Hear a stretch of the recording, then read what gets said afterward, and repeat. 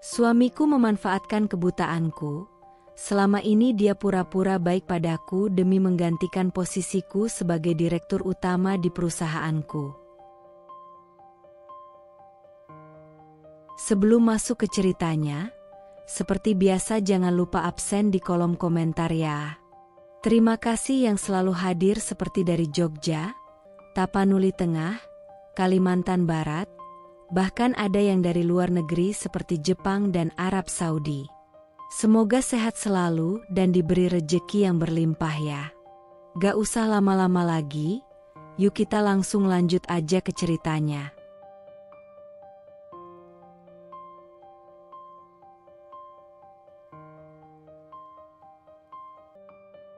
Dua tahun lalu, aku masih perempuan yang berjalan tegap dengan hak tinggi, berdiri anggun di balik meja kaca direktur utama, memimpin rapat-rapat penting, mengendalikan arah perusahaan warisan orang tuaku dengan kepala dingin dan visi yang jelas.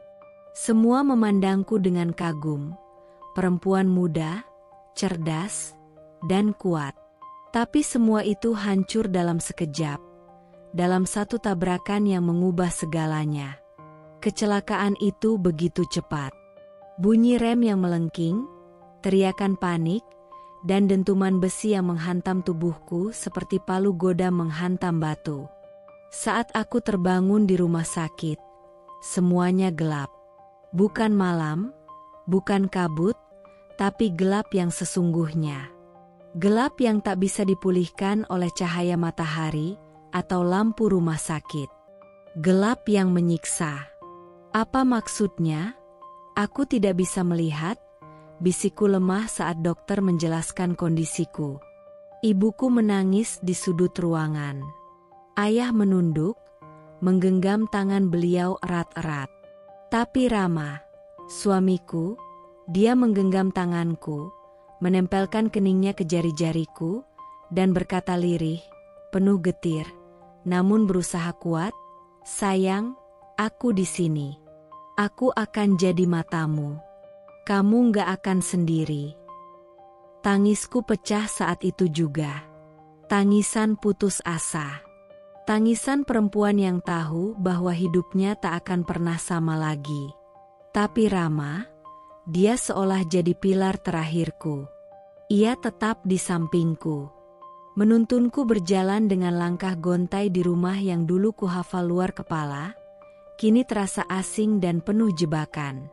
Ia menyuapi aku, membacakan surat-surat penting, membisikkan pujian yang membuatku merasa masih berarti. Kamu tetap cantik, bahkan tanpa make up, katanya suatu pagi sambil mengikatkan syal di leherku. Aku tersenyum, meski hatiku tahu, itu bukan senyum bahagia. Itu senyum dari seseorang yang mencoba bertahan. Hari-hari berlalu, bulan berganti bulan. Aku mulai menyerahkan satu persatu hal yang dulu kupegang erat.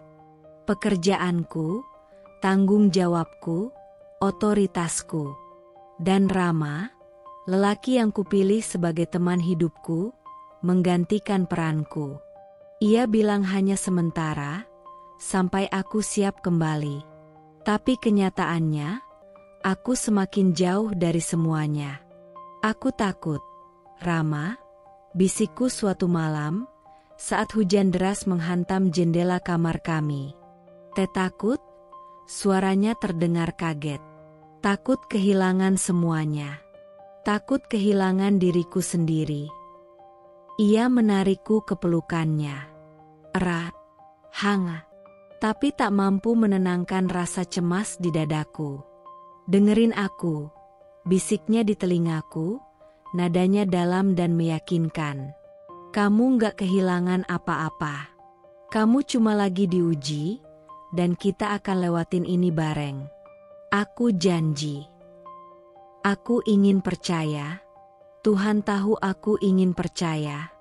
Tapi ada sesuatu dalam suaranya.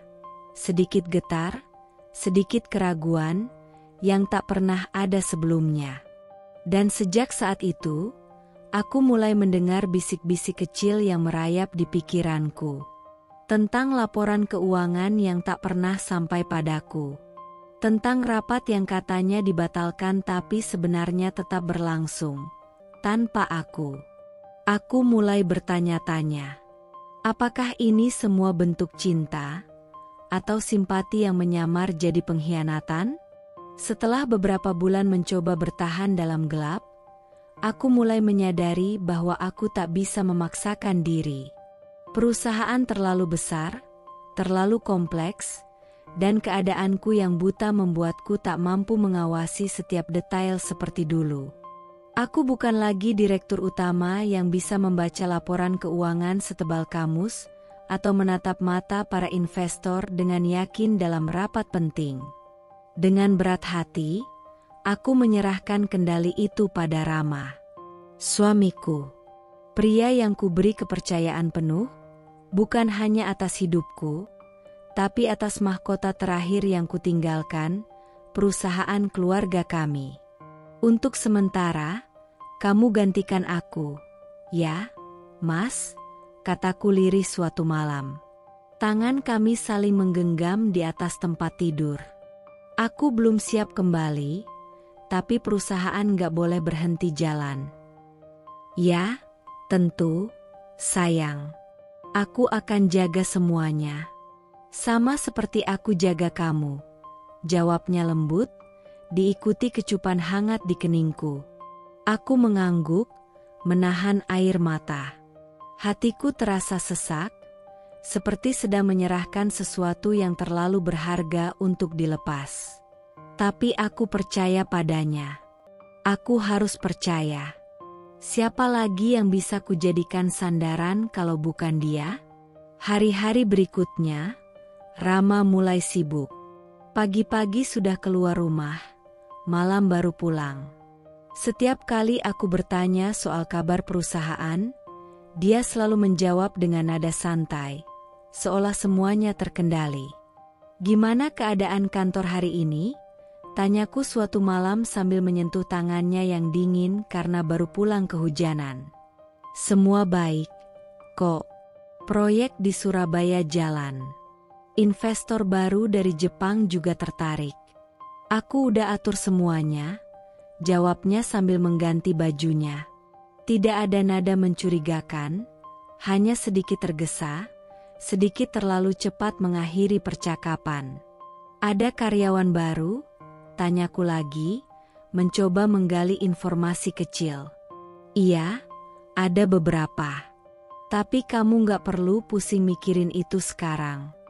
Fokus aja sama pemulihan kamu. Nanti aku ceritain kalau kamu udah lebih tenang. Aku mengangguk pelan, mencoba meyakinkan diriku sendiri bahwa memang sebaiknya aku tak terlalu mencampuri. Tapi jauh di dalam hati, ada sesuatu yang mulai menggangguku. Seringkali, aku duduk sendiri di ruang tamu, mendengarkan suara angin malam lewat celah jendela. Dalam gelap yang abadi ini, aku punya banyak waktu untuk berpikir. Terlalu banyak. Kenapa Rama jadi sulit diajak bicara soal kantor? Kenapa laporan-laporan yang biasanya dia bacakan dengan rinci kini hanya dijawab dengan kalimat pendek? Aku mencoba menepis keraguan itu. Aku menampar batinku sendiri karena berani berpikir buruk tentang pria yang setia merawatku. Tapi semakin hari, bayang-bayang itu semakin pekat. Suatu malam, aku mencoba bicara dari hati ke hati. Mas, aku ngerasa aneh, kataku perlahan. Rama menoleh dari kursi di seberang ranjang. Aneh gimana? Kayak ada yang disembunyikan. Kamu gak cerita banyak lagi soal kantor? Aku tahu aku buta, Mas. Tapi bukan berarti aku mati rasa. Aku masih bisa ngerasain kalau kamu mulai jaga jarak. Dia mendesah, lalu mendekat, duduk di tepi ranjang, menggenggam tanganku. Kamu capek. Kamu butuh tenang. Aku cuma gak mau nambahin beban kamu. Percaya, semua masih aman. Aku jaga perusahaan itu kayak aku jaga kamu. Aku hanya mengangguk. Tapi malam itu, saat ia tertidur di sampingku, aku tetap terjaga. Aku mulai sadar, mungkin kepercayaanku telah menjadi kelemahan. Dan penyerahan sementara itu, entah masih bisa kuanggap sementara, atau sudah jadi awal dari kehilangan yang lebih besar. Waktu terus berjalan. Seperti detak jam yang menertawaiku diam-diam. Sudah berbulan-bulan sejak Rama mengambil alih perusahaan, dan perlahan, kehadirannya di rumah mulai menjadi kemewahan yang langka. Dulu, ia selalu pulang sebelum matahari tenggelam, menggandeng tanganku, menyuapiku makan malam, bahkan memijat pundakku sambil bercanda tentang hari-harinya. Tapi kini, rumah kami seperti panggung kosong, dan aku hanya penontonnya yang tak bisa melihat, hanya bisa meraba sunyi yang menyelimuti tiap sudut. "Mas belum pulang?" tanyaku pelan pada Mbok Darmi, pembantu setia kami, suatu malam ketika waktu sudah hampir berganti hari. "Belum, Bu. Tadi siang sempat pulang sebentar." "Ganti baju?" jawabnya ragu. "Ganti baju?" ulangku, mencoba tak menaruh curiga. Iya, Bu. Tapi bajunya wangi sekali, bukan parfum yang biasa. Wanginya kayak parfum perempuan." Suaranya menurun, seolah takut mengucapkan dosa. Hatiku mencelos. Dingin menjalar dari ujung kaki hingga ubun-ubun. Aku menelan ludah, mencoba mengendalikan napas. "Wangi perempuan?" tanyaku lagi, berusaha terdengar tenang, tapi suaraku justru pecah. Mbok Darmi tampak menyesal, buru-buru berkata, "Maaf, Bu, saya mungkin salah. Tapi, ya, saya hanya merasa aneh saja." Aku hanya diam.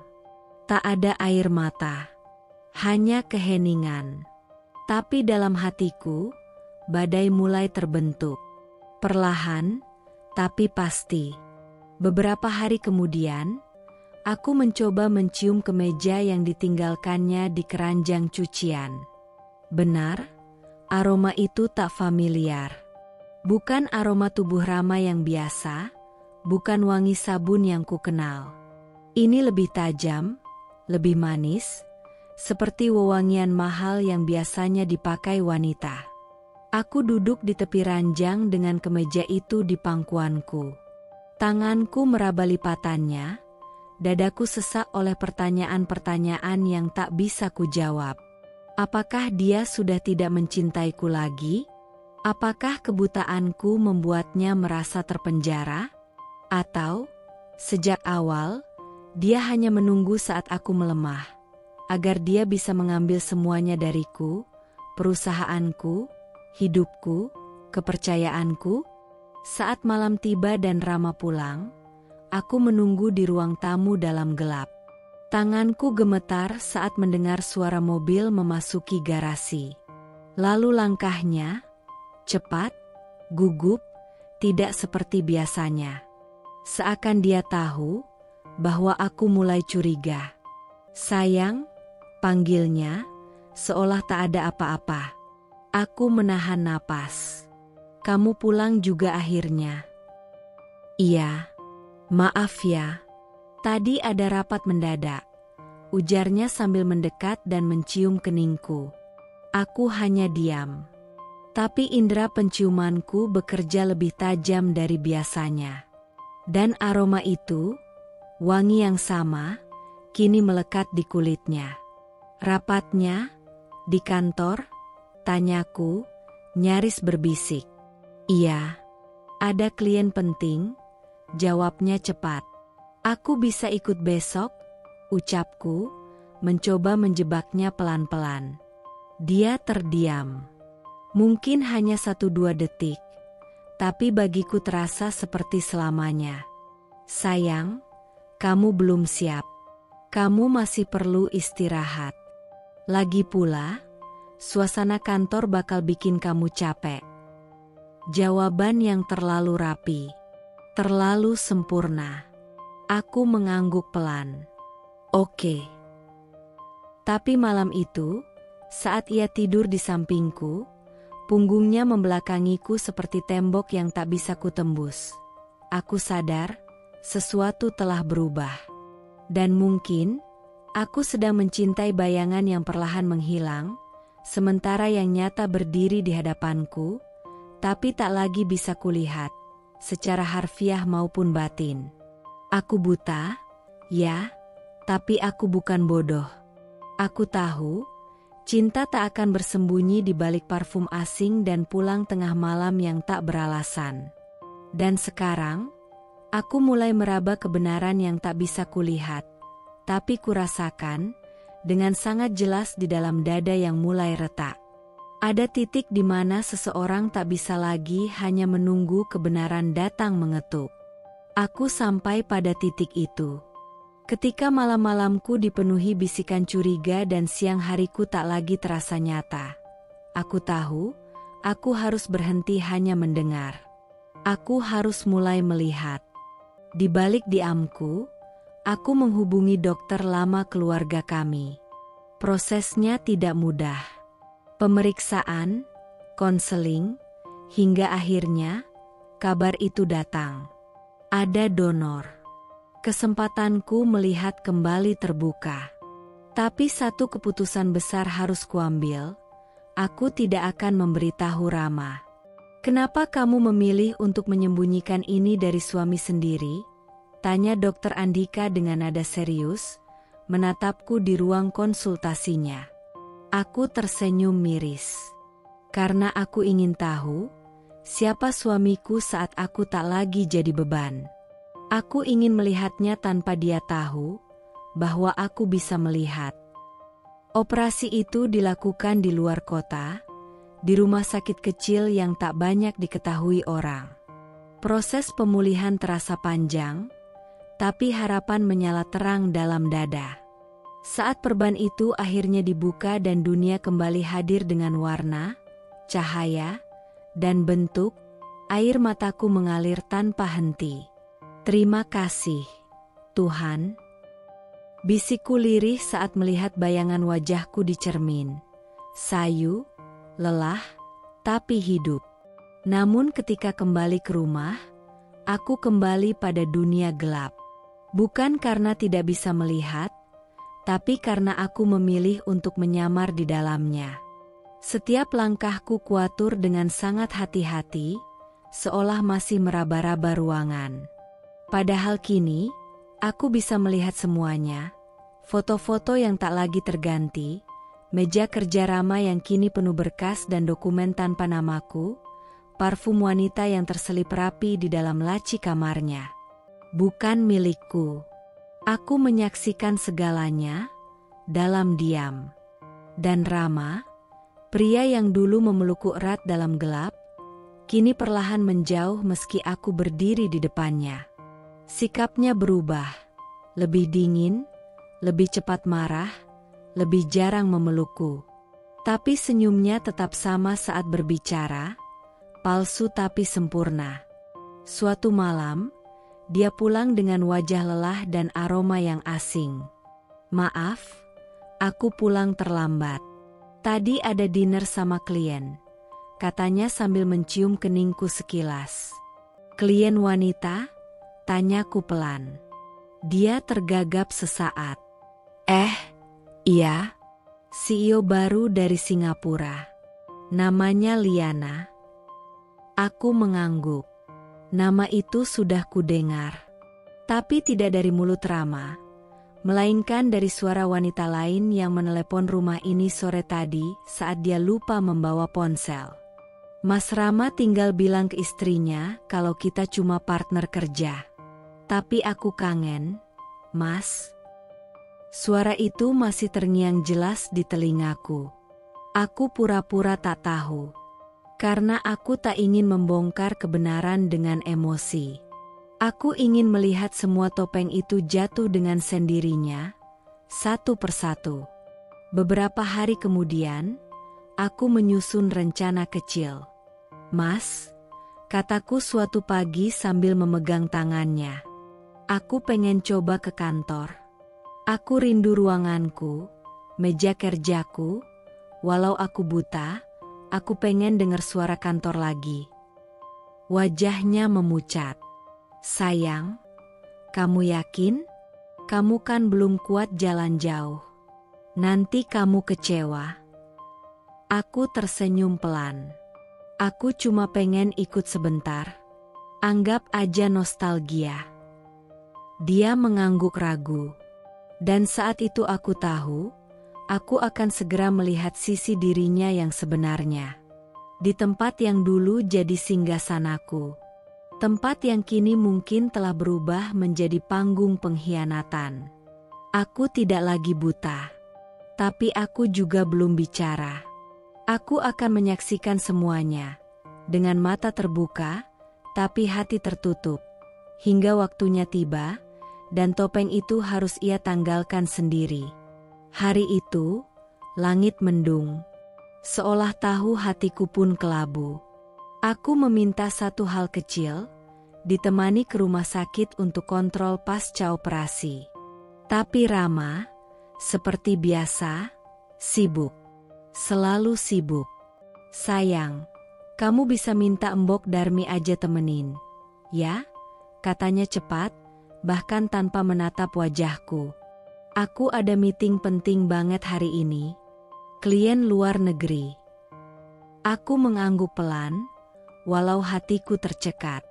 Iya, Mas. Gak apa-apa. Tapi dalam hati, aku tahu, aku bukan lagi prioritasnya. Bahkan untuk sekadar menemaniku ke rumah sakit, untuk mataku yang katanya dulu akan dia jaga selamanya, dia memilih pergi. Aku pergi sendiri. Duduk sendiri di ruang tunggu rumah sakit. Dokter bilang mataku pulih dengan baik. Aku tersenyum, berterima kasih, tapi rasanya hampa. Karena di sampingku, kursi itu kosong. Kursi yang seharusnya diisi oleh seseorang yang katanya mencintaiku tanpa syarat. Saat malam datang, aku sudah di rumah. Mbok Darmi tertidur lebih awal. Rumah sunyi. Tapi aku tak ingin tidur. Tidak malam ini. Ada sesuatu dalam hatiku yang mendesak untuk menunggu. Menunggu kebenaran masuk dari pintu depan. Aku duduk di ruang tamu, membiarkan lampu padam. Gelap menyelimuti ruangan, tapi bukan karena aku tak bisa melihat, melainkan karena aku ingin menjadi bayangan. Pengamat dari dalam diam. Pukul 11:23. Pintu depan berderit pelan. Aku menahan napas. Langkah kaki masuk, hati-hati. Seperti seseorang yang tak ingin ketahuan. Tumit sepatu yang bergesekan dengan lantai marmer, lalu suara jaket yang dilepas buru-buru. Aku bisa melihat bayangannya. Rambutnya sedikit berantakan.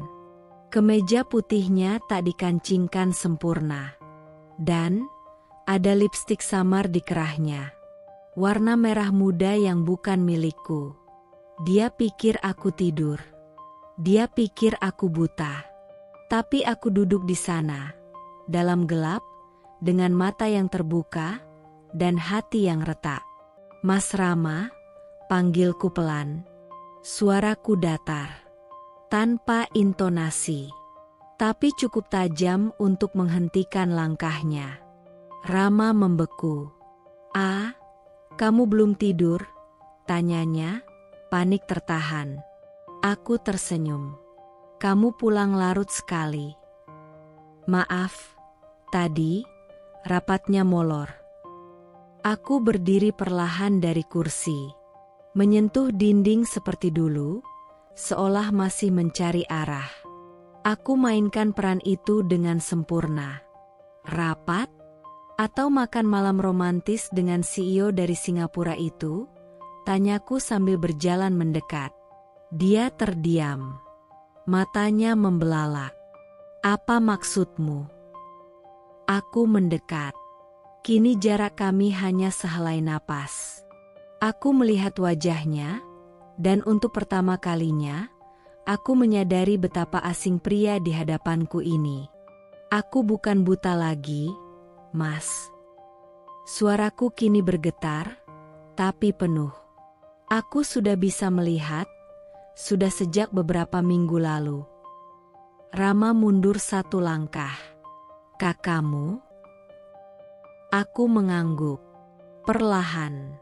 Air mataku mengalir tanpa suara. Aku hanya ingin tahu siapa kamu saat aku tak bisa melihatmu. Dan sekarang aku tahu. Tanganku gemetar. Bukan karena takut, tapi karena sakit. Sakit yang menumpuk terlalu lama dalam dada. Kamu bukan lelaki yang menuntunku dalam gelap. Kamu hanya bayangan. Dan sekarang, bahkan gelap pun tak cukup menyembunyikan pengkhianatanmu. Rama mencoba mendekat. Sayang, ini semua nggak seperti yang kamu pikir. Jangan panggil aku, sayang, lagi, potongku tegas. Kamu sudah buang itu sejak lama, Mas. Sejak kamu memilih wangi wanita lain di kerah bajumu, daripada wangi sabun di kulitku yang kamu suapi setiap malam dulu. Dia tak bicara. Tak ada yang bisa dikatakan. Karena kata-kata tak bisa menyelamatkan pria yang telah mengubur cintanya sendiri. Aku berbalik, berjalan menuju tangga, meninggalkan dia berdiri di ruang tamu dalam gelap. Kali ini, aku yang melangkah pasti, karena aku bisa melihat, dan aku akhirnya memilih untuk tak lagi memejamkan mata demi cinta yang sudah buta arah. Hari itu seperti hari biasa. Matahari menyelinap masuk lewat celah jendela, tapi hatiku sudah tak merasakan hangat. Aku duduk di ruang tengah, pura-pura membaca buku dengan jari menyusuri huruf braille yang sebenarnya sudah tak lagi kuperlukan. Mataku kini bisa melihat segalanya, dengan jelas, jernih, dan tajam. Aku sudah menyiapkan segalanya. Diamku adalah strategi. Senyum getirku adalah senjata. Dan kesabaranku adalah jebakan paling mematikan. Siang itu, pintu rumah terbuka. Tanpa ketukan. Tanpa rasa bersalah. Rama masuk bersama seorang wanita muda. Seketika aroma parfum menyengat menusuk hidungku. Parfum manis, mencolok, aroma yang sama yang berkali-kali tertinggal di baju Rama. Kali ini, si pemiliknya datang langsung. Langkah mereka santai. Terlalu santai. Seolah rumah ini bukan lagi milikku. Seolah aku hanya boneka buta yang tak pernah tahu arah. Si wanita itu tertawa renyah, melengking seperti pisau yang menyayat telinga. Lucu banget sih rumahnya. Tapi ya, agak spooky, ya. Kayak rumah janda tua gitu. Tawanya meledak. Rama hanya tertawa kecil. SSST, jangan keras-keras. Dia bisa dengar. Dengar? Emang dia tahu aku siapa? Toh dia juga gak bisa lihat apa-apa. Jawab wanita itu sambil melingkarkan tangannya di lengan Rama. Tenang aja, dia gak akan tahu. Dan di detik itulah mereka melakukannya. Mereka berdiri, hanya 2 meter dari tempatku duduk. Wanita itu memeluk Rama dari belakang, mencium pipinya dengan keras. Bibir mereka saling bertemu, di depan wajahku sendiri. Jantungku mencelos.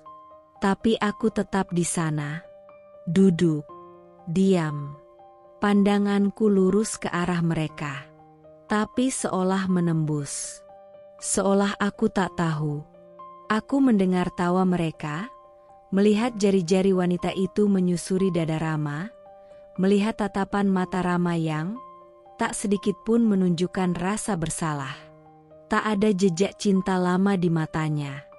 Tak ada sisa kasih pada istri yang dulu dia peluk erat, saat aku menangis ketakutan karena dunia gelap total. Namun sekarang, dunia itu terang. Terang sekali. Terlalu terang untuk menutupi pengkhianatan mereka. Mas Rama, bisikku pelan. Mereka sontak terkejut. Rama menoleh, tubuhnya kaku. Wanita itu buru-buru melepaskan pelukannya. Tapi mereka masih yakin, aku buta. Iya, sayang, kamu butuh sesuatu? Tanya Rama, berusaha tenang. Aktingnya sempurna. Seperti biasa. Aku menoleh ke arah mereka perlahan. Menatap mata Rama langsung. Dalam. Mas lagi sama siapa? Tanyaku, datar. Ini, dia teman kantor. Mau bahas proyek. Kebetulan dekat dari rumah, jadi mampir sebentar. Oh, teman kantor, gumamku sambil tersenyum miris. Namanya siapa? Wanita itu menyikut Rama pelan, berbisik dengan geli. Loh? Dia nanya loh.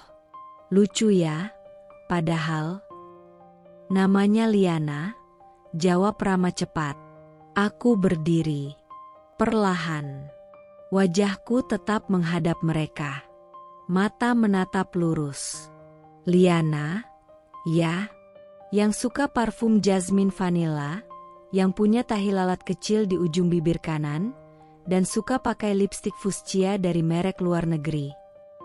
Suaraku tajam, tapi tenang. Cantik. Seksi. Sayangnya, murahan. Liana terdiam. Matanya membesar. Rama pucat. Kakakmu, kamu bisa. Aku mengangguk. Aku bisa melihat. Mas. Sudah sejak lama. Tapi aku berpura-pura, supaya bisa menyaksikan sendiri siapa kamu sebenarnya. Dan hari ini, kamu menunjukkan semuanya tanpa menyisakan sedikitpun ruang untuk keraguan. Tanganku mengepal, tapi tubuhku tetap tegak. Kalian tahu yang paling menyakitkan bukan karena aku melihat kalian berciuman, tapi karena kalian melakukannya di rumahku sendiri, di depan mataku, setelah aku menyerahkan seluruh hidupku untuk pria yang katanya mencintaiku saat aku buta. Liana mundur. Rama mencoba mendekat. Sayang, aku bisa jelaskan. Aku mundur. Tak perlu.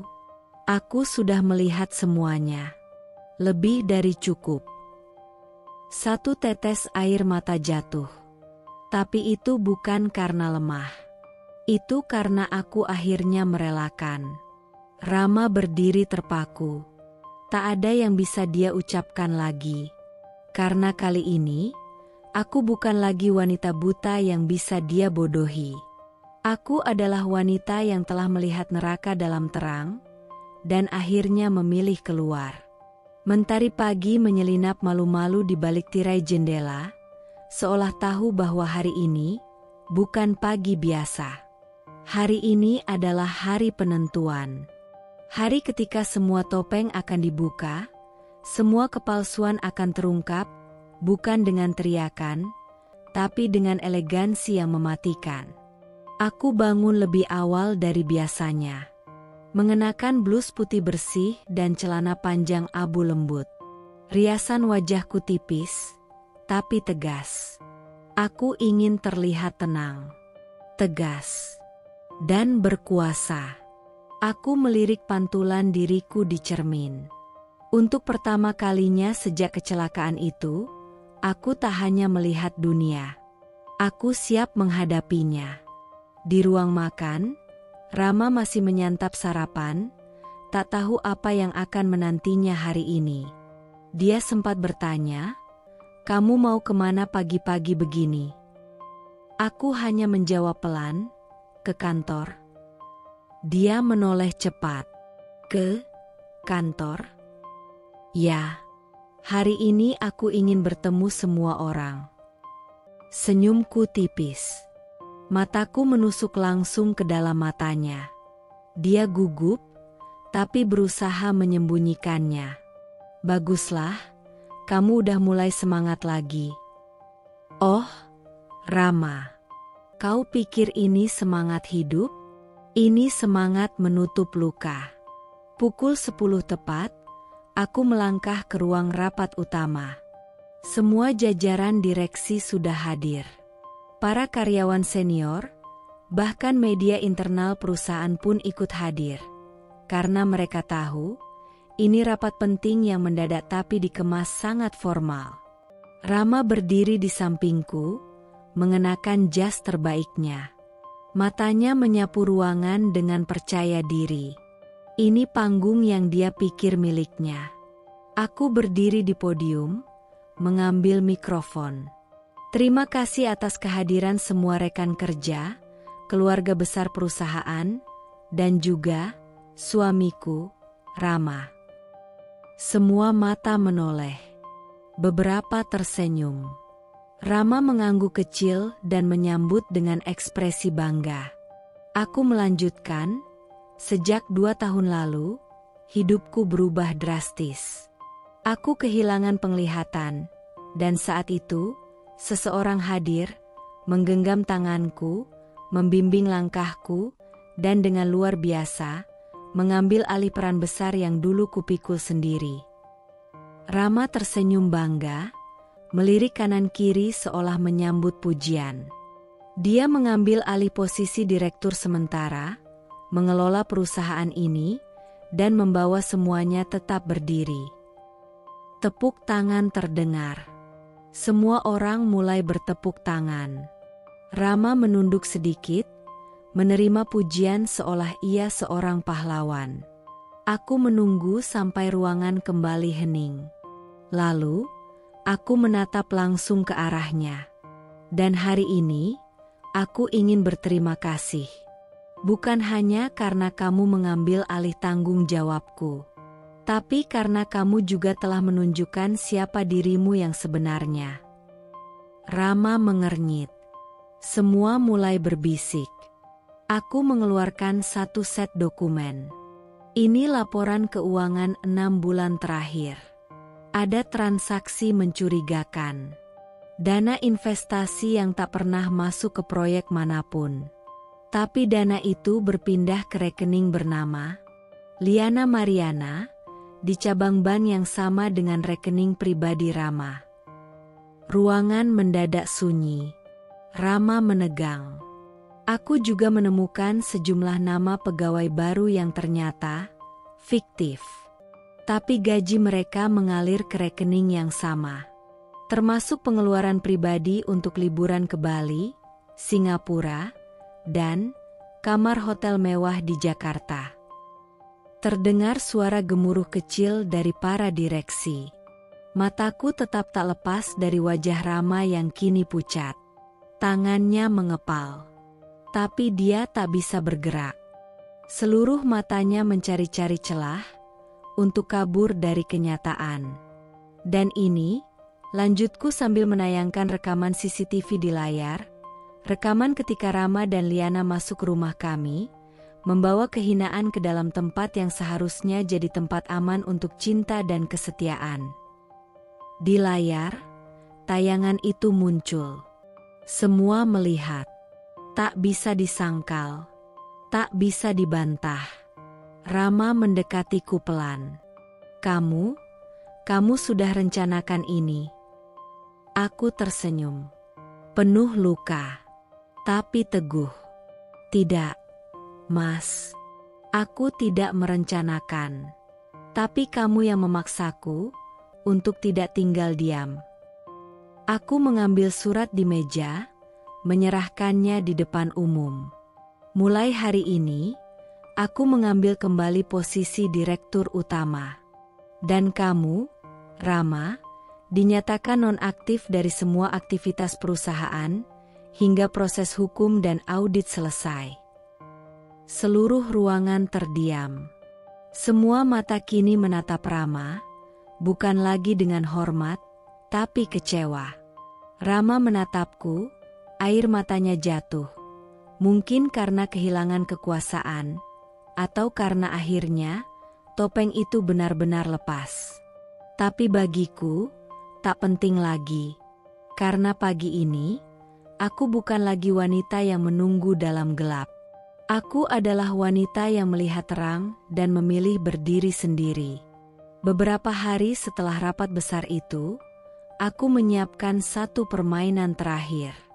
Permainan di mana semua kartu akan terbuka, dan Rama akan menandatangani nasibnya sendiri, dengan tangannya, dan dengan senyuman penuh kesombongan. Pagi itu, aku mendatanginya di ruang kerjanya yang dulu adalah milikku. Dia duduk di kursi direktur itu dengan santai, mengaduk kopi, seolah semuanya masih dalam kendalinya. Aku sudah pikirkan lagi, Mas, ucapku dengan nada lembut. Mungkin, aku terlalu keras tempo hari. Kamu toh sudah berjasa selama ini menjaga perusahaan. Kamu layak mendapatkan kepercayaan itu. Jabatan direktur utama akan sepenuhnya aku serahkan padamu. Rama menatapku, nyaris tak percaya. Serius? Kamu mau benar-benar mundur? Aku mengangguk pelan. Aku mau istirahat. Fokus ke kesehatan. Lagi pula, kamu sudah terbukti bisa memimpin. Dia berdiri, lalu menatapku dengan ekspresi haru yang palsu. Kamu tahu, aku selalu percaya kamu perempuan hebat. Dan ini keputusan yang bijak. Senyumku muncul. Tipis. Aku tahu kamu akan bilang begitu.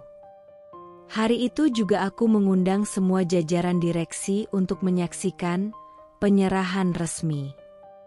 Ruang rapat kembali dipenuhi wajah-wajah penasaran. Di tengah ruangan, di atas meja kayu panjang, aku meletakkan 10 lembar dokumen yang telah kuatur dengan hati-hati. Dokumen itu ditumpuk rapi, dengan stempel dan kop perusahaan yang membuat semuanya terlihat sangat resmi. Rama datang dengan percaya diri. Jas hitam, dasi merah marun. Langkah kakinya ringan. Tatapannya menyapu ruangan, menyapa satu persatu direksi dengan anggukan percaya diri. Terima kasih, semuanya sudah hadir hari ini, ucapnya. Saya sangat tersentuh karena istri saya mempercayakan saya memimpin perusahaan ini sepenuhnya. Semua bertepuk tangan. Aku tersenyum. Ada yang perlu ditandatangani terlebih dahulu, kataku tenang. Untuk legalitas dan notaris. Aku sudah siapkan semuanya. Dia duduk, membuka penanya dengan elegan, dan mulai menandatangani satu persatu. Tanpa membaca. Hanya melihat posisi tanda tangan. Aku memperhatikan tiap gerakannya. 1 tanda tangan. 2, 3. Direksi di ruangan itu hanya menyaksikan. Tak ada yang tahu bahwa setiap lembar yang ditandatangani Rama bukan hanya surat penyerahan jabatan, tapi juga pernyataan resmi bahwa dia telah menyalahgunakan dana perusahaan. Pengakuan bahwa ia bertindak di luar wewenang. Surat pengunduran diri permanen. Dan persetujuan pemindahan seluruh saham atas namanya kembali ke tanganku. Ketika ia selesai menandatangani lembar terakhir, aku berdiri. Perlahan menutup map dokumen itu. Terima kasih, Mas, atas tanda tanganmu. Semoga kamu puas dengan keputusan ini. Dia tertawa kecil. Ya jelas. Kamu juga bakal tenang, gak perlu pusing urusan kantor. Semuanya selesai dengan baik. Aku mengangguk. Benar, semuanya sudah selesai. Dia menatapku, masih memamerkan senyum pemenang. Lalu aku melangkah ke depan, membuka satu dokumen, dan menunjukkannya ke hadapan direksi. Ini bukti tertulis bahwa Rama telah mengakui penyalahgunaan dana, bersedia mengembalikan seluruh aset perusahaan, dan mengundurkan diri permanen dari jabatannya. Rama tercengang. Apa? Itu enggak. Aku menunjuk dokumen satu persatu. Semua sudah kamu tanda tangani. Kamu tahu, Mas, kamu selalu terlalu percaya diri. Dan itu kelemahan terbesarmu. Direksi mulai membolak-balik salinan dokumen yang kubagikan. Bisikan-bisikan mulai berubah menjadi gemuruh. Rama berdiri, panik, merebut salah satu dokumen, membacanya cepat, lalu membantingnya ke meja. Ini penipuan. Ini jeb. Bukan penipuan, potongku tegas. Aku hanya membalas kebohonganmu dengan cara yang lebih elegan. Aku menatap matanya lurus. Kamu memainkan perasaanku. Sekarang, aku hanya memainkan tanda tanganmu. Dia mencoba mendekat, tapi dua petugas keamanan yang sudah kusiapkan berdiri menghalangi. Kamu akan diproses secara hukum. Tapi tenang, aku akan pastikan kamu tetap punya tempat tinggal. Bukan di rumah mewah, tapi di balik jeruji besi. Rama menunduk. Nafasnya memburu. Matanya liar. Tapi semuanya sudah terlambat. Semua permainan sudah selesai.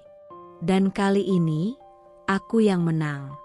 Dengan mata yang bisa melihat, dan hati yang tak lagi buta.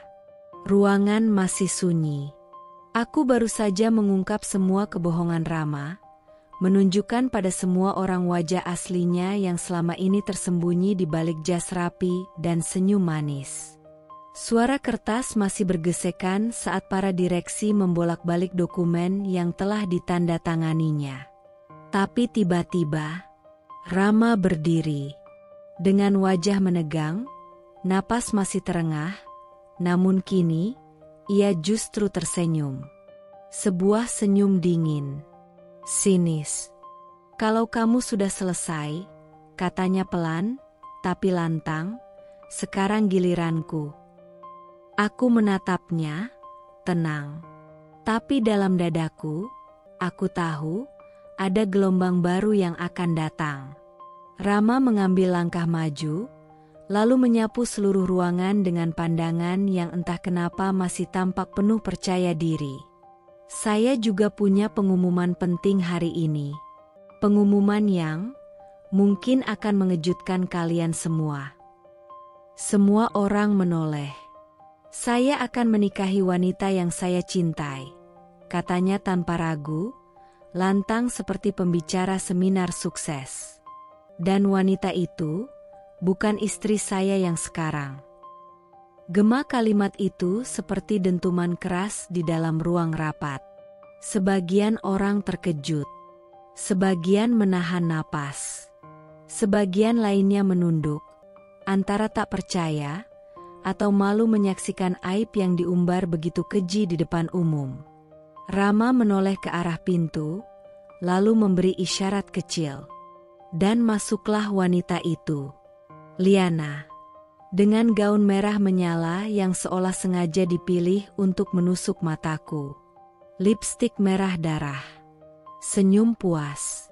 Ia berjalan pelan menuju Rama dan langsung menggandeng lengannya. Lengan yang dulu hanya memelukku. Ini, Liana, kata Rama lantang. Perempuan yang selama ini benar-benar mencintaiku. Dia mengisi kekosongan yang tidak bisa diisi oleh istri saya. Liana tersenyum mengejek. Maaf ya, Bu, tapi cinta nggak bisa dipaksain. Apalagi kalau yang satu terlalu sibuk memerankan korban, sementara yang lain cuma ingin dicintai. Aku menatap mereka. Mata Liana penuh kemenangan. Tapi aku tahu, mereka sedang berpesta di atas perahu yang bocor.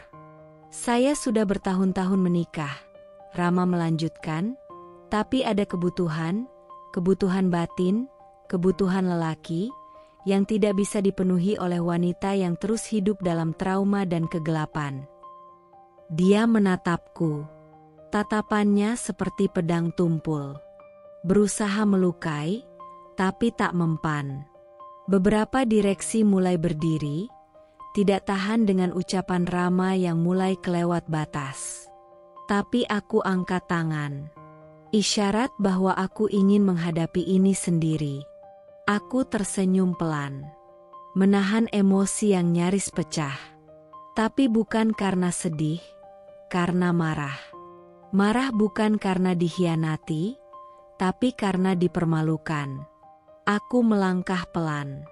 Mendekati Rama dan Liana. Hanya berjarak 1 meter dari mereka.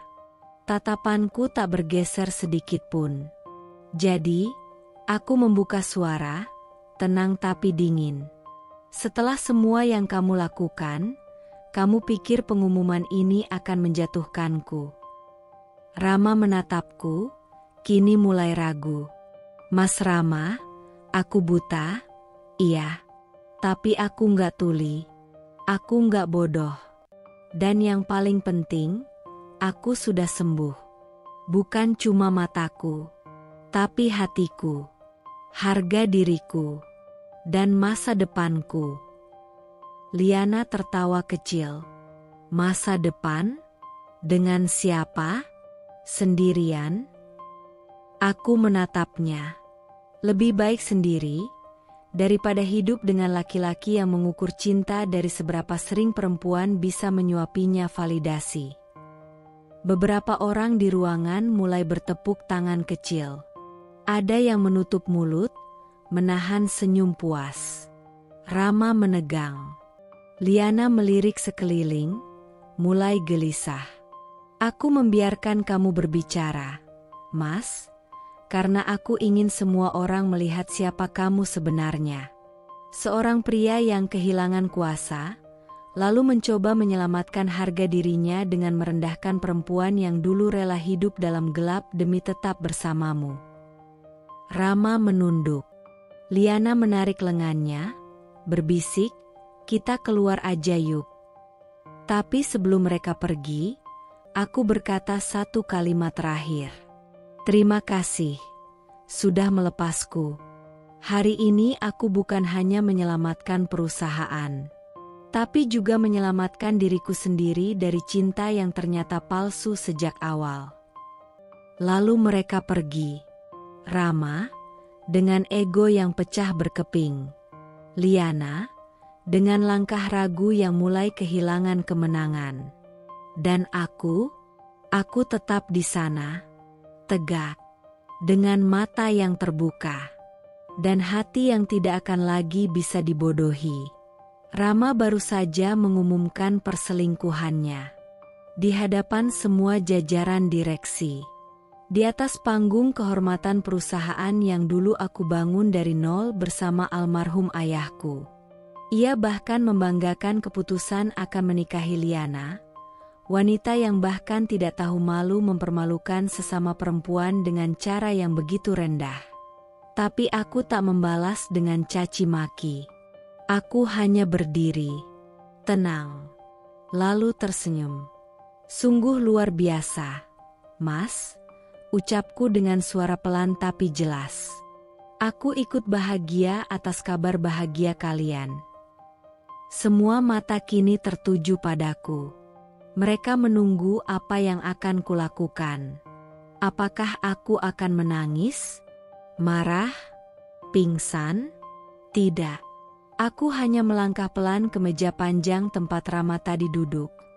Lalu mengambil map yang tadi ia tanda tangani dengan penuh percaya diri. Jemariku menyentuh tiap kertas seolah-olah aku ingin memastikan semuanya masih utuh. Masih seperti yang kurancang. Kemudian aku menatap Rama. Dan berkata, tapi coba deh, Mas. Baca lagi surat yang kamu tanda tangani tadi. Jarak kami hanya 2 langkah ketika aku berkata pelan, nyaris berbisik, tapi cukup jelas untuk didengar semua yang hadir. Mas Rama. Dia menoleh. Aku menatapnya lurus, penuh arti. Lalu, kedipkan sebelah mata. Pelan, penuh makna. Seketika, wajahnya berubah. Tertawanya hilang. Pupus. Matanya membesar. Napasnya tercekat. Kamu, gumamnya. Kamu, bisa lihat. Aku tersenyum. Tak menjawab. Tapi tatapan mataku sudah bicara lebih banyak dari 1000 kata. Kini semua orang mulai berbisik. Para direksi saling pandang. Liana melangkah mundur, wajahnya pucat. Rama memandangku dengan ketakutan yang tak mampu ia sembunyikan. Kamu, selama ini, pura-pura, suaranya tercekat. Aku melangkah mundur 1 langkah, lalu membalik badan, berjalan kembali ke depan ruangan. Tapi sebelum duduk, aku menolehkan kepala dan berkata, selama ini aku diam, bukan karena aku lemah. Tapi karena aku ingin kamu menunjukkan siapa dirimu yang sebenarnya. Lalu aku menaruh map di atas meja dan duduk di kursi yang dulu menjadi tahtaku. Tempat ayahku pernah duduk. Tempat yang hampir direnggut oleh pengkhianatan. Tapi sekarang, lanjutku, aku sudah melihat semuanya. Dengan mata dan hati yang tak lagi buta. Ruangan meledak oleh gumaman tak percaya. Tapi aku tak peduli. Yang penting, kedipan itu sudah cukup untuk menghancurkan seluruh topeng yang Rama bangun. Dan kini, semua orang tahu bahwa wanita yang selama ini dianggap rapuh, justru memiliki kekuatan paling mematikan. Kesabaran, perencanaan, dan pengendalian diri. Kau bisa lihat? Suara Rama terdengar seperti bisikan putus asa, tercekat di tenggorokannya. Semua direksi kini menoleh padaku, wajah-wajah mereka tak percaya, bingung, terkejut. Bahkan Liana yang sedari tadi berdiri angkuh di samping Rama, kini mundur setapak. Menatapku seolah aku hantu masa lalu yang bangkit dari kegelapan. Aku mengangguk pelan. Anggukan yang penuh makna. Sudah sejak minggu lalu, kataku. Suaraku tenang, tapi keras. Tegas. Sejak kornea mataku diganti dengan donor yang cocok. Tapi aku memilih untuk tetap diam, karena aku ingin melihat siapa kamu sebenarnya, Rama. Seketika itu juga, suasana ruang rapat menjadi begitu tegang. Hening, namun membara. Rama terlihat panik. Jemarinya gemetar saat ia menyambar map yang berisi dokumen yang tadi ia tanda tangani dengan percaya diri. Dengan kasar, ia membuka lembar demi lembar, matanya membaca cepat. Wajahnya perlahan berubah, dari percaya diri, menjadi bingung, lalu panik, dan akhirnya pucat pasi. Tidak, ini tidak mungkin. Liana mendekat, mencoba ikut melihat. Ada apa sih? Bisiknya. Rama menjauh, tangannya gemetar tak terkendali. Ini semua tipuan. Bentaknya tiba-tiba, seolah ingin menyelamatkan wajahnya yang sudah tak punya bentuk. Aku berdiri, menatapnya lurus-lurus. Bukan tipuan, jawabku pelan. Kamu menandatangani semuanya sendiri, tanpa membaca. Karena kamu terlalu percaya diri, karena kamu pikir aku masih buta, dan kamu bisa terus mempermainkan semuanya. Aku maju 2 langkah, lalu berkata, dokumen itu berisi bukti penggelapan dana yang kamu lakukan, pengakuan bahwa kamu menyalahgunakan jabatan, dan surat pengunduran dirimu sebagai direktur utama. Lengkap dengan pemindahan seluruh saham perusahaan ke tanganku, yang kamu tanda tangani tanpa ragu. Liana menatap Rama dengan panik. Apa maksudnya? Kamu menyerahkan semuanya? Rama menggeleng cepat, masih tak percaya. Tidak, aku tidak tahu. Dia menipu aku. Aku menatapnya dengan senyum pahit. Bukan aku yang menipu. Kamu yang menipu dirimu sendiri. Kamu pikir aku tak bisa melihat? Justru di saat aku pura-pura tak melihat, aku justru melihat segalanya lebih jelas daripada sebelumnya. Rama menatapku dengan wajah hancur. Napasnya memburu. Matanya merah. Kemejanya mulai basah oleh keringat. Tangannya menggenggam map itu erat seolah ingin merobeknya. Tapi dia tahu, semuanya sudah terlambat. Dan sekarang, lanjutku, semua orang di ruangan ini adalah saksi. Bukan hanya saksi atas kebohonganmu, tapi juga atas kemenangan perempuan yang pernah kamu tinggalkan dalam gelap. Aku memalingkan wajah. Dan kamu tahu apa yang paling menyakitkan, Mas? Tanyaku pelan. Bukan karena kamu selingkuh. Bukan karena kamu memanfaatkan kepercayaanku. Tapi karena kamu menganggap aku lemah. Padahal, selama ini, aku sedang belajar menjadi kuat. Suasana ruangan masih tegang, tapi perlahan mulai terdengar tepuk tangan kecil. 1, 2, 3, lalu semakin banyak. Bukan tepuk tangan karena hiburan, tapi tepuk tangan karena hormat, karena keteguhan, karena pembuktian. Rama masih berdiri membatu. Dan aku berdiri tegak. Di hadapan semua orang. Tidak sebagai istri korban pengkhianatan. Tapi sebagai seorang perempuan yang kembali merebut hidupnya, dengan mata yang kini melihat lebih jernih dari siapapun. Rama masih berdiri terpaku. Map di tangannya bergetar, hampir terlepas dari genggamannya. Keringat mengalir di pelipis. Napasnya terengah, seolah paru-parunya lupa caranya bekerja. Ia membaca ulang lembar paling depan. Lalu yang kedua. Dan ketika sampai pada lembar ketiga, matanya membelalak lebar. Apa ini? Suaranya parau, nyaris seperti desahan ngeri. Lalu dia menatapku dengan ekspresi yang belum pernah aku lihat sebelumnya. Bukan hanya kaget, tapi seolah seluruh dunia tiba-tiba menelannya hidup-hidup. Ini surat cerai? Ruangan seketika hening. Hanya suara napas dan detak jantung yang menggema di antara dinding-dinding dingin ruang rapat itu. Aku mengangguk pelan. Iya, Mas, jawabku tenang. Itu surat perceraian yang sudah disahkan notaris. Dan kamu tanda tangani di depan saksi resmi. Di antara dokumen lainnya. Kau menipuku, bentaknya.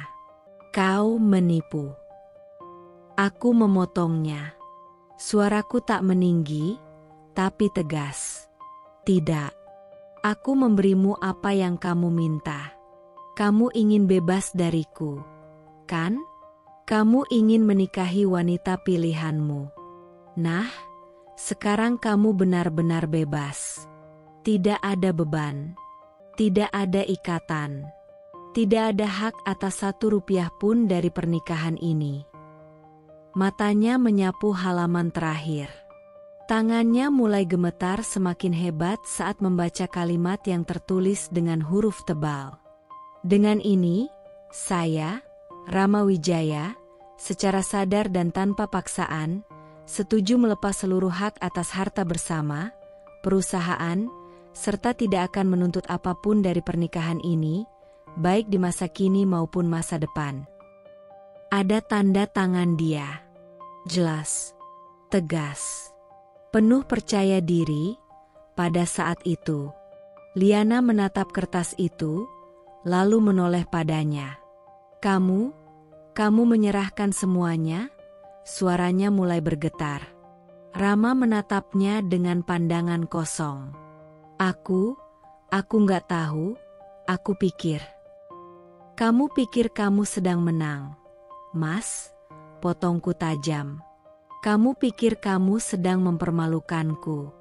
Tapi kenyataannya, kamu sedang menulis surat kebebasanku dengan tanganmu sendiri.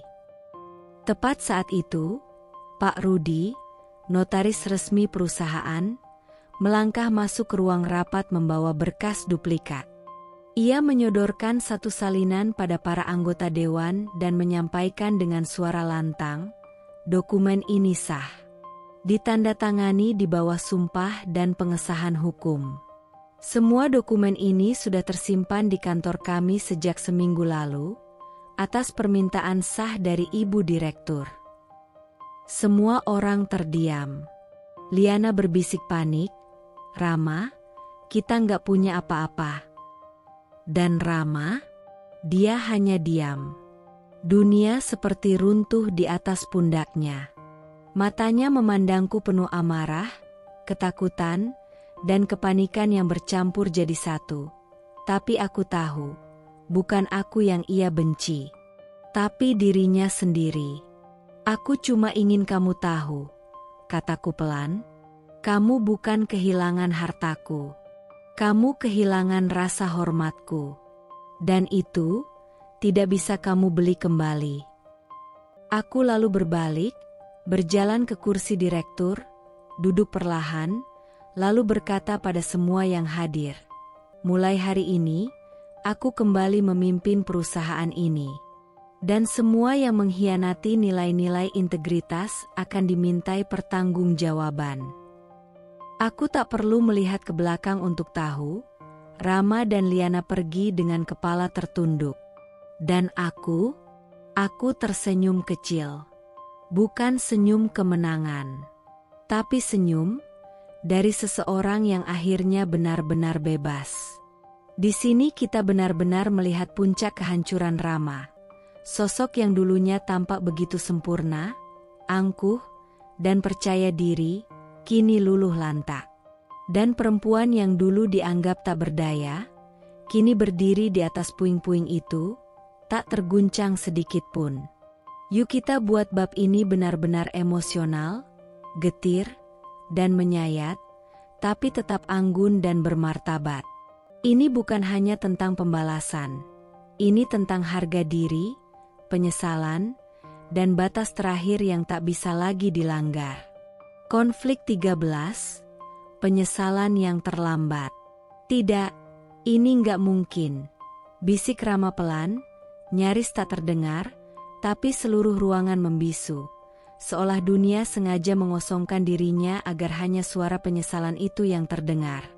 Tangannya bergetar hebat. Lalu dengan gerakan yang tak terduga, ia menjatuhkan tubuhnya ke lantai.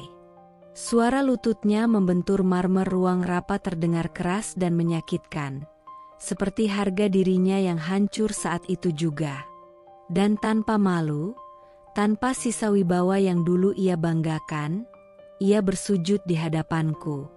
Di hadapan seluruh direksi, para kepala divisi, bahkan para staf yang sengaja kubiarkan menyaksikan momen ini.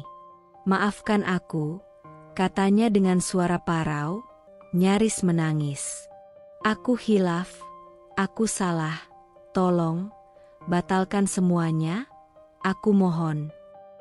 Ia menangis di lantai. Laki-laki yang dulu begitu tinggi hati kini merendahkan dirinya serendah-rendahnya, memohon, memelas, tapi sudah terlalu terlambat. Aku menatapnya dari tempatku berdiri. Tenang, tak tersentuh, tanpa emosi, tanpa air mata.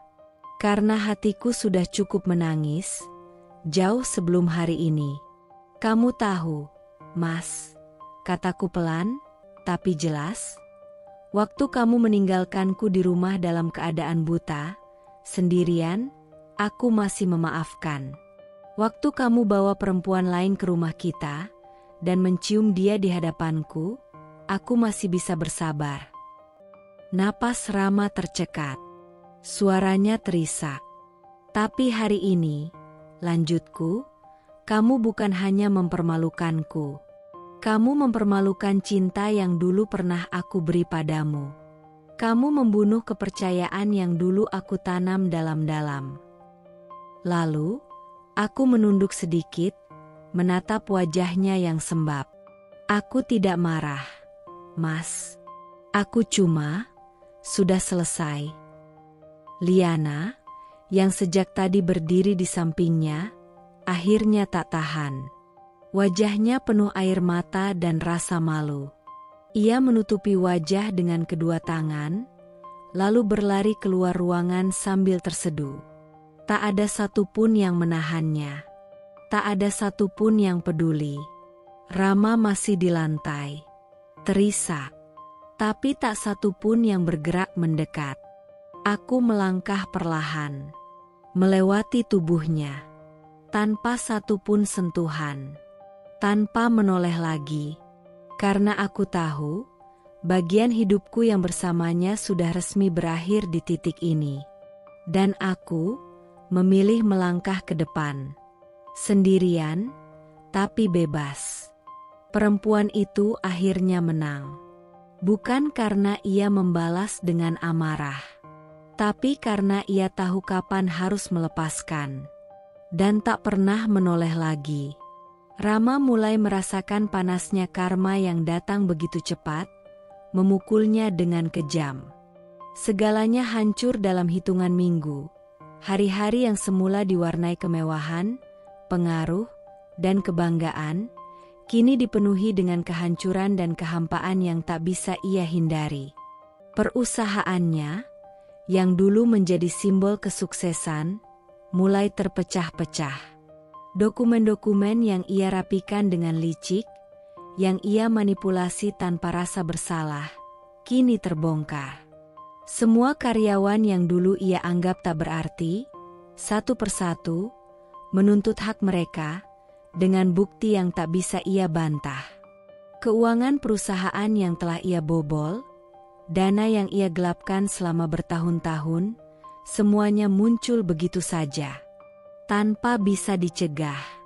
Ketika surat pemecatannya datang, tidak hanya dari perusahaan, tapi juga dari seluruh mitra bisnis yang pernah ia percayai. Semua pintu yang dulu terbuka untuknya kini tertutup rapat. Tidak ada lagi ruang untuk Rama. Aku duduk di kantor baru, dikelilingi oleh orang-orang yang benar-benar peduli dan mendukung. Sementara dari jauh aku mendengar kabar yang datang begitu cepat, Rama mulai kehilangan segalanya. Pada suatu pagi yang dingin, aku menerima pesan singkat dari seseorang yang dulu adalah teman dekat Rama, yang kini telah terpisah darinya karena kecurangannya. Dia baru saja kehilangan semuanya. Bisnisnya hancur. Semua kontrak diputus. Dia benar-benar bangkrut. Dan di saat yang sama, di luar kantor, aku melihat berita yang mengabarkan tentang perusahaan yang kini bangkrut, tidak hanya karena manipulasi keuangan yang ia lakukan, tetapi juga karena pengkhianatan yang ia buat terhadap orang-orang yang dulu percaya padanya. Aku menatap berita itu dalam diam. Namun, semua itu hanya awal dari serangkaian kejadian yang lebih menghancurkan. Hari itu, aku berada di ruang rapat, sedang memimpin pertemuan dengan timku, ketika seorang staf masuk dengan wajah cemas. "Maaf, Bu, tapi ada yang ingin berbicara dengan Anda," katanya, tergagap. Aku mengangguk dan melangkah keluar, hanya untuk menemukan Rama berdiri di pintu kantor. Wajahnya yang dulu penuh dengan rasa percaya diri kini nampak lelah dan remuk. Tubuhnya lebih kurus, seolah menanggung beban yang terlalu berat. Matanya sembab, merah, seakan telah menangis sepanjang malam. Rama berjalan mendekat, langkahnya goyah. Aku nggak tahu harus mulai dari mana, Tiara," katanya, suaranya terputus-putus, seperti seseorang yang baru saja dipukul habis-habisan. Aku tak berkata apa-apa. hanya menatapnya. Lalu, dia jatuh berlutut di depanku. Tolong, batalkan semuanya. Maafkan aku hilaf. Aku salah, katanya dengan suara yang tak lagi gagah, penuh penyesalan dan kepasrahan. Aku nggak tahu lagi harus bagaimana. Aku kehilangan segalanya, Tiara. Aku hanya berdiri di sana, memandanginya. Sekilas, ada sedikit rasa iba, tapi lebih banyak lagi rasa muak. Apa yang ia harapkan dari penyesalannya? Setelah semua yang dia lakukan, setelah semua pengkhianatan yang dia buat, tidak ada lagi tempat untuk rasa kasihan. Rama, kataku dengan suara yang datar, tanpa emosi, selama ini aku terus memaafkanmu. Ketika kamu bawa wanita lain ke rumah kita, ketika kamu khianati kepercayaanku, aku masih tetap menahan rasa sakit itu. Tapi ini, yang kamu lakukan sekarang, terlalu jauh. Kamu pikir aku bisa memaafkan semuanya setelah kamu menghancurkan hidupku? Setelah kamu meninggalkan aku dalam kegelapan, dalam kesendirian? Tidak, Rama. Aku sudah selesai. Aku melihat dia terdiam. Wajahnya yang penuh penyesalan kini dipenuhi dengan ketakutan yang tak bisa ia sembunyikan. Namun, aku tahu, itu sudah tidak cukup. Penyesalan yang datang terlambat tak akan bisa memperbaiki semuanya. Seketika, suara pintu kantor terdengar terbuka di belakangnya. Liana muncul dengan wajah pucat, air mata mengalir di pipinya. Dia menatap Rama dengan penuh kebingungan dan ketakutan. Rama, apa yang terjadi? Suaranya parau. Kita sudah berakhir, kan? Rama menoleh ke arahnya, wajahnya semakin pudar. Dia sudah tahu, Liana, semua sudah hancur. Liana menatap Rama dengan tatapan kosong, lalu dengan cepat berbalik dan berlari keluar dari ruang kantor, menangis. Tidak ada yang menahan langkahnya. Dia tahu, kini, semua sudah selesai. Semua yang dibangun dengan kebohongan itu telah runtuh.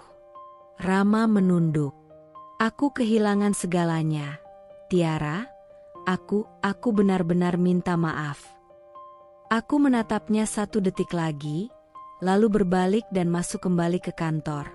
Meninggalkannya di sana, terlantar dengan penyesalan yang datang terlalu terlambat.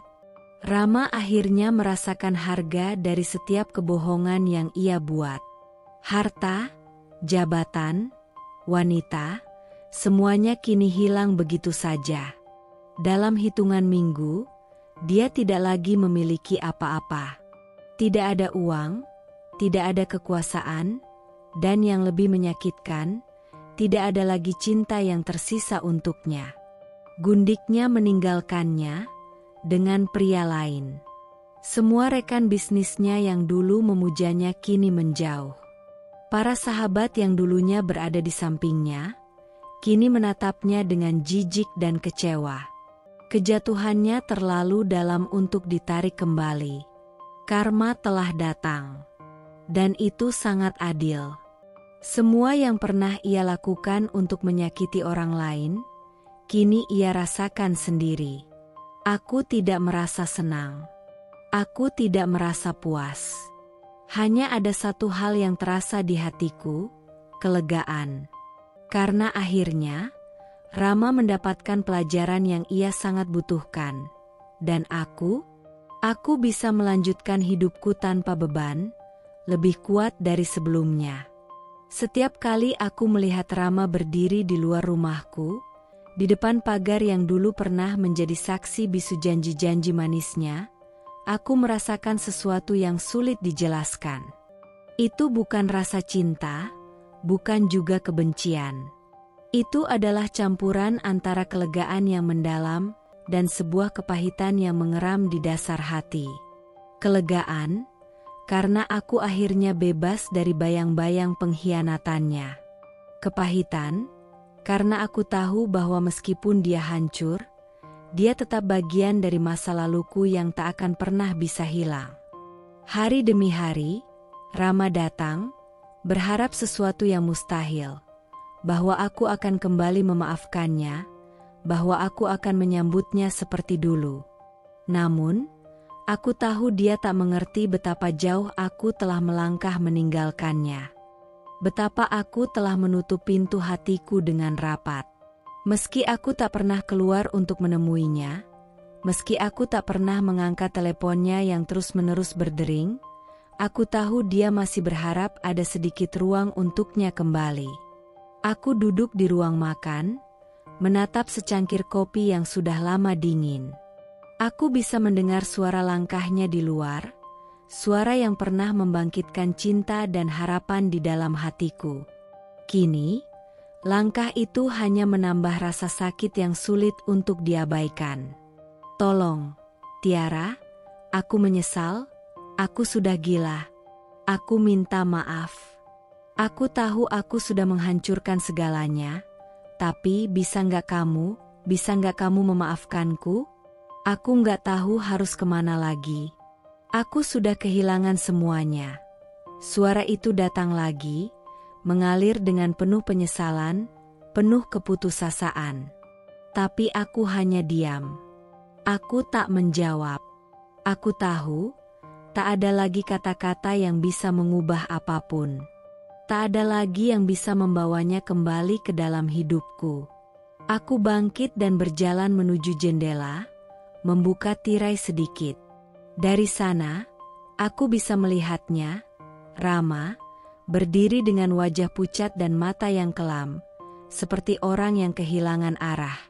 Tubuhnya terlihat lebih kurus, dan wajahnya yang dulu penuh percaya diri kini, tampak seperti bayangan orang yang telah kalah perang. Dia memandang rumahku seolah berharap aku akan keluar dan memberinya kesempatan kedua. Tapi aku sudah tahu, dan hatiku sudah jauh lebih kuat daripada yang dia kira. Aku bisa merasakan dadaku sesak, bukan karena aku masih mencintainya, karena cinta itu sudah lama mati, tapi karena aku tahu apa yang ia rasakan. Kehilangan, kesepian, tak ada lagi tempat untuknya kembali. Dia hanya memiliki diriku di masa lalu, dan masa lalu itu kini tak lebih dari sekadar kenangan yang pudar. Lama aku berdiri di sana, menatapnya. Tidak ada emosi yang menguasai diriku. Tidak ada amarah. Hanya kelegaan. Kelegaan yang datang begitu perlahan, seolah-olah beban yang aku bawa selama bertahun-tahun akhirnya terangkat. Aku tak perlu berpura-pura lagi. Aku tidak lagi menjadi perempuan yang rapuh, yang membiarkan dirinya terjebak dalam kebohongan dan pengkhianatan. Aku adalah Tiara, perempuan yang kini menguasai hidupnya sendiri. Aku kembali ke meja kerjaku, melanjutkan pekerjaanku. Perusahaanku kembali berada dalam genggamanku, lebih kuat, lebih stabil dari sebelumnya. Aku bukan lagi direktur yang hanya berpegang pada janji dan harapan. Aku sekarang adalah pemimpin yang tahu apa yang diinginkan dan dibutuhkan. Aku tahu harus kemana dan bagaimana cara mencapainya. Namun, saat aku menatap layar komputer, tiba-tiba ada rasa sesak di dadaku. Aku mendengar suara panggilan yang datang dari luar pagar. Tiara, aku minta maaf, tolong. Aku nggak bisa hidup tanpa kamu, aku nggak bisa. Aku memejamkan mata. Entah mengapa, meski sudah sekian lama, aku masih merasakan sakit yang tersembunyi. Aku bisa mendengar suaranya seperti kenangan yang tak bisa dilepaskan, kenangan yang kadang mengusik ketenangan hatiku. Tapi aku tahu, aku sudah melangkah lebih jauh dari itu. Aku sudah menutup babak lama dalam hidupku, dan meskipun aku tahu dia sedang berjuang melawan dirinya sendiri, Aku tidak bisa memberi ruang untuk pengkhianatan yang telah ia lakukan. Aku berdiri dan menuju pintu rumah, berjalan keluar. Dia masih di sana, di luar pagar, dengan tubuh yang terkulai lemas. Aku bisa melihatnya lebih jelas. Sekarang, wajahnya penuh dengan air mata. Tiara, aku nggak tahu harus bilang apa lagi. Semua ini salahku. Aku benar-benar menyesal. Aku hanya berdiri di depan pintu, memandanginya dalam diam. Ada rasa kasihan yang melintas sejenak, tapi itu cepat berlalu. Aku tak bisa lagi membuka hati untuknya. Rama, kataku pelan, suara ini bukanlah suara yang penuh emosi. Ini suara seorang perempuan yang telah banyak belajar. Apa yang kamu harapkan? Aku sudah cukup terluka, dan aku sudah cukup merasakan apa yang kamu lakukan padaku. Aku bukan lagi perempuan yang dulu. Aku tak lagi membutuhkanmu dalam hidupku. Aku sudah cukup untuk diriku sendiri. Dia hanya menatapku, matanya yang penuh penyesalan kini dipenuhi dengan ketakutan yang mendalam. Tapi aku nggak tahu harus kemana lagi, Tiara. Aku kehilangan segalanya, aku minta maaf. Benar-benar minta maaf. Tolong, beri aku kesempatan, hanya satu kesempatan lagi. Aku menggelengkan kepala perlahan. Tidak, Rama. Kamu tidak bisa kembali lagi. Tidak ada kesempatan lagi untukmu. Aku sudah belajar banyak. Cinta tanpa mata hati hanya akan membawa luka. Aku tak ingin hidup dengan luka itu lagi. Dia hanya terdiam, tubuhnya semakin rapuh, hampir tak mampu berdiri. Wajahnya yang dulu penuh ambisi kini tampak seperti seseorang yang habis perang, tak tahu harus berjuang untuk apa lagi. Dengan langkah pelan, aku kembali masuk ke dalam rumah. Maafkan aku, Rama, kataku dalam hati. Tapi ini adalah akhir dari perjalanan kita. Kamu tak lagi punya tempat dalam hidupku. Hari-hari berikutnya berjalan tanpa ada gangguan darinya. Rama terus datang, terkadang berdiri di luar pagar rumahku, memanggil-manggil namaku. Tapi aku tak pernah keluar. Aku tahu, dia sedang berjuang dengan kehancurannya sendiri. Namun, aku juga tahu bahwa hanya dia yang bisa mengubah takdirnya, dan aku tidak lagi bertanggung jawab atas penderitaannya. Aku memimpin perusahaanku kembali dengan penuh keyakinan. Aku tahu ini adalah langkah awal menuju kehidupan yang lebih baik. Hidup yang lebih damai. Aku tak lagi terjebak dalam bayang-bayang cinta yang palsu dan penuh kebohongan. Aku adalah Tiara yang baru, perempuan yang kuat, bebas, dan lebih bijaksana dari sebelumnya. Kehidupan ini milikku untuk dikuasai. Aku bukan milik siapapun lagi. Bisikku pada diriku sendiri, penuh ketegasan. Aku tak pernah meminta untuk dihancurkan. Tapi aku belajar untuk bangkit lebih kuat. Hari itu, aku duduk di hadapan kamera, di sebuah studio yang terang benderang. Cahaya lampu mengarah tepat padaku, tetapi dalam hatiku, hanya ada ketenangan yang dalam. Semua orang di sekitarku sibuk mempersiapkan wawancara ini, memastikan segala sesuatu berjalan lancar. Tapi bagi diriku, ini lebih dari sekadar wawancara biasa. Ini adalah saat di mana aku bisa mengungkapkan segalanya. Ini adalah momen untuk menegaskan kepada dunia bahwa aku telah melewati segala penderitaan dan bangkit kembali lebih kuat dari sebelumnya. Aku mengambil napas dalam-dalam, menenangkan diri. Kamera mulai merekam. Di hadapanku, seorang pewawancara pria duduk dengan penuh perhatian, matanya penuh rasa ingin tahu. Tiara, katanya dengan lembut, kita semua tahu betapa berat perjalanan hidupmu. Kehilangan penglihatan, pengkhianatan suami, kehilangan segalanya, bagaimana kamu bisa kembali bangkit seperti ini? Aku menatap matanya dengan penuh ketegasan. Namun ada ketenangan di dalam diri yang hanya bisa dimengerti oleh mereka yang pernah melewati kegelapan. Aku tahu, mereka yang duduk di hadapanku, mendengarkan ceritaku, pasti merasa kagum dengan kekuatan yang aku tunjukkan. Tapi aku juga tahu, perjalanan ini jauh lebih sulit daripada yang terlihat di permukaan. Apa yang kamu lihat hari ini?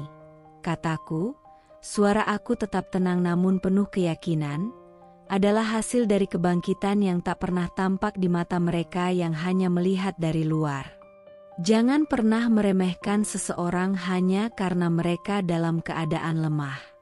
Karena bisa jadi, dalam dia mereka sedang menyusun kekuatan untuk bangkit dan membalas.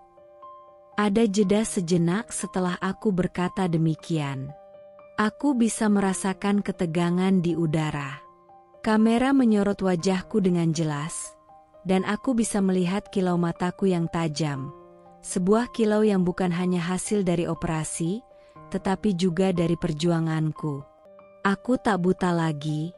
Mata ini telah menyaksikan kebenaran, menyaksikan pengkhianatan, dan sekarang menyaksikan kebangkitan diriku sendiri. Aku melanjutkan, kali ini lebih pelan namun penuh kekuatan, dan aku tidak akan pernah buta lagi. Tidak hanya karena aku bisa melihat dunia ini, tetapi karena aku telah melihat siapa aku sebenarnya. Aku tidak akan pernah buta oleh cinta yang salah lagi, cinta yang membawa luka, cinta yang penuh kebohongan. Cinta itu sudah mati dalam diriku. Pewawancara itu terdiam sejenak, terkesan dengan apa yang baru saja aku ungkapkan. Dia mengangguk, mencatat beberapa hal di kertasnya, mungkin untuk merangkumnya dalam laporan. Aku bisa merasakan ada pengakuan dalam tatapan matanya, meskipun dia hanya seorang jurnalis yang tidak mengenal perjalanan panjang hidupku. Namun, aku tahu, kata-kataku telah sampai pada mereka yang membutuhkannya. Aku tahu, di luar sana ada perempuan-perempuan yang mungkin sedang merasakan apa yang pernah aku rasakan, terperangkap dalam kebohongan, merasa tak ada jalan keluar. Untuk mereka, aku ingin menjadi bukti bahwa semua itu bisa dilewati. Bahwa setiap luka, setiap pengkhianatan, bisa disembuhkan jika kita memiliki keberanian untuk bangkit. Aku tersenyum sedikit, senyum yang penuh arti. Terima kasih, kataku, menatap kamera. Untuk semua yang telah mendukungku. Ini bukan hanya tentang saya. Ini tentang kita semua yang pernah merasakan rasa sakit, yang pernah terjatuh, dan yang akhirnya memutuskan untuk bangkit lebih kuat. Kamera menangkap senyum itu, dan aku bisa melihat diri sendiri. Seorang wanita yang telah berjuang dan mengalahkan semua rintangan yang ada. Aku tahu ini bukan akhir, tetapi ini adalah titik awal yang baru. Dan meskipun perjalanan panjang masih terbentang di depanku, aku tak takut lagi. Tidak ada lagi ketakutan yang bisa menghalangi jalanku. Saat kamera dimatikan, suasana studio mulai tenang. Aku berdiri dan mengucapkan terima kasih kepada semua orang yang terlibat. Namun, dalam hatiku, hanya ada satu perasaan, kelegaan yang mendalam. Karena aku tahu, ini bukan hanya tentang kemenangan terhadap orang lain, tetapi juga kemenangan terhadap diriku sendiri. Aku sudah bebas. Dan aku tak akan pernah lagi buta, baik secara fisik maupun hati, oleh cinta yang salah. Kini, aku melihat dunia dengan jelas, dengan mata yang penuh pengertian dan hati yang lebih kuat dari sebelumnya. Setiap luka mengajarkan kita sesuatu. Dan aku telah belajar untuk melihat dengan mata hati yang lebih bijaksana. Pelajaran yang dapat kita ambil dari cerita ini yaitu, Kisah ini menggambarkan bagaimana cinta yang dibungkus kepura-puraan bisa menjadi pedang bermata dua. Sang suami memanfaatkan kondisi istrinya yang buta demi ambisi kekuasaan dan harta, tanpa menyadari bahwa cinta sejati tak pernah buta terhadap niat jahat. Istrinya, yang semula tampak lemah dan pasrah, ternyata menyimpan kekuatan luar biasa dalam diamnya. Ketika penglihatan fisiknya kembali, ia juga membuka mata hatinya, melihat siapa yang benar-benar mencintainya dan siapa yang hanya berpura-pura. Balas dendam yang ia lakukan bukan semata karena sakit hati, melainkan sebagai pelajaran keras bahwa setiap pengkhianatan ada konsekuensinya.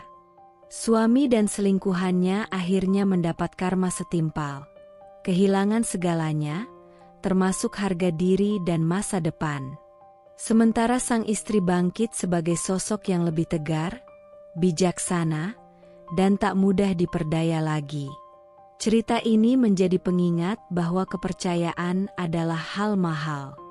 Sekali dikhianati, luka yang ditinggalkan bisa menjadi titik balik paling besar dalam hidup seseorang, mengubah luka menjadi kekuatan, dan pengkhianatan menjadi kemenangan.